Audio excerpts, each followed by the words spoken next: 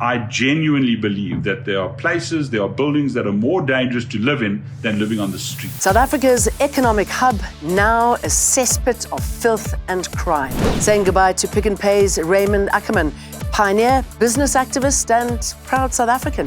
Does having a party justify torturing an animal? The NSPCA targets Malema's brutality. Hello, I'm Jane Dutton. This is Eyewitness News.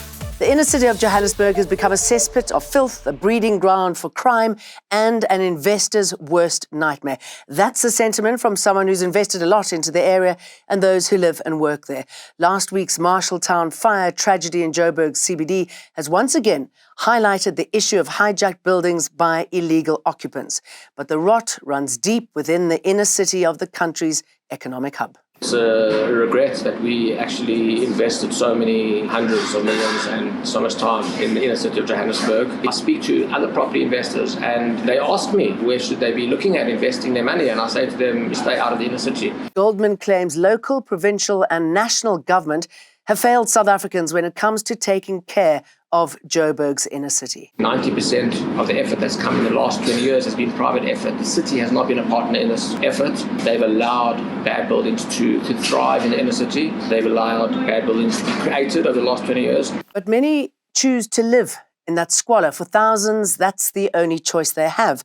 And now a constitutional order is preventing the eviction of thousands of people illegally occupying buildings in the city centre. Non-government organisations represent thousands of illegal occupants who've hijacked state and privately owned buildings within Joburg. Property attorney Greg Vermaak says the living conditions in some of these buildings are inhumane. I genuinely believe that there are places, there are buildings that are more dangerous to live in than living on the street. Now, it's not appropriate. No one should live on the street in a country. But if the people in 80 Albert Street would be better off sleeping on the pavement than in that building. The Socio-Economic Rights Institute of South Africa, who represent illegal occupants of about 20 buildings in the inner city, dispute this. Those who approach us have made the choice that the street is not better than the dilapidated building. The National Council of NSPCA has laid a charge of animal cruelty against EFF leader Julius Malema for the inhumane slaughtering of a cow. In a video, Malema can be seen taking several jabs at the back of the animal's head using a small knife. The cow, still conscious, had been restrained in a red cage. The incident triggered a wave of outrage on social media. After a thorough investigation, the NSPCA has laid criminal charges against Mr. Malema in accordance with the Animals Protection Act and will work closely with law enforcement and the prosecuting authority to ensure a comprehensive investigation and prosecution of the case. The EFF held a ceremonial slaughter in Magaliesburg in July where animals donated to the party were being prepared for the birthday bash at the FNB Stadium. Deputy President Paul Mashatile has given more detail on the assault of civilians involving his VIP protection unit to Parliament today. Indeed, it is true that I was not there because the cars that carry the president and the deputy president don't stop for anything. I'm sure members know that. We don't even stop in a red robot. So it would have been very strange if my car had stopped there and I'm busy watching what is happening. It would have been very strange. But perhaps just to be fair, Honorable Chairperson, is that this matter is now in court and it may be very difficult to engage on it. It's sub judice. He also responded to a question posed by the EFF on Phala. They asked if the scandal and the refusal by Parliament to hold the president accountable taints the country's commitment to fight crime. In my considered view, Chairperson, Parliament has not refused to respond to the specific allegations. And I think we must underline that has not refused. Instead, Parliament embarked on a process which was subsequently concluded in line with the rules of Parliament. And I also want to underline concluded.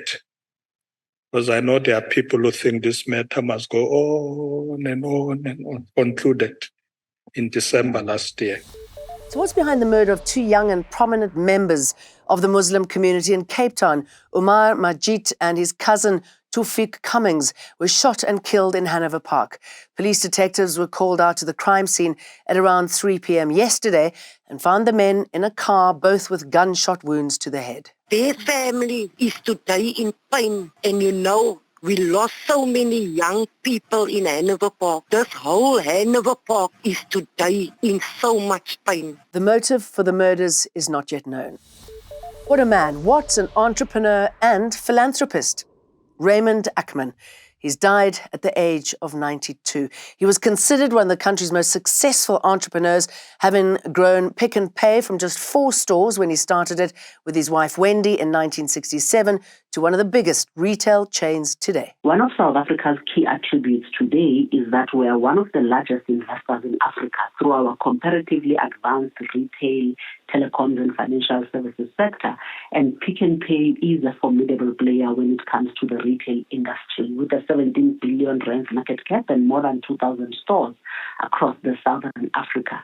We are what we are today as an economy and the resilience of the private sector through the efforts of men like Raymond Ackerman.